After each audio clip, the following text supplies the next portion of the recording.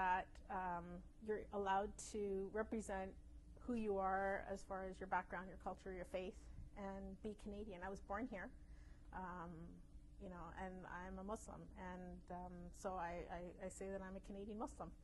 And I think that the Canadian political system represents all Canadians. We have the Charter of Freedoms, Charter of Rights that actually protects all of our rights and freedoms, and I think that it speaks to everyone. It speaks to a Canadian, whether they're from a Sikh background, whether you're from a Catholic background, whether you're Portuguese, whether you're Chinese. You know, anyone who's come into Canada and called and said that this is my home, Canada's my home. I think Canada speaks to them, and the political system speaks to every one of us. I think there is a fairness and equality for everyone, and that's why a lot of people, you know, love living here. You know, this is Canada, this is my home, and the reason why I wanted to enter the political system was because I wanted to represent Canada.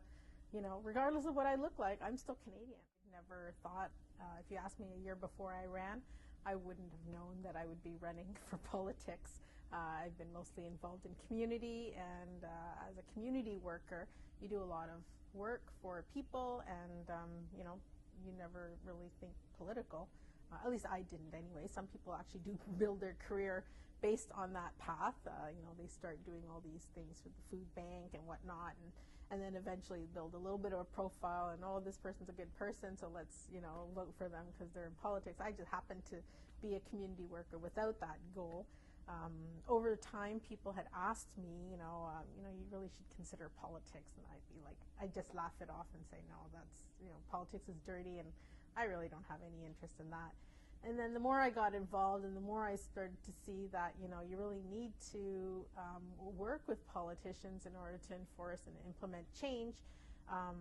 You know, and the more that it was asked of me, you know, to be a part of that change, to make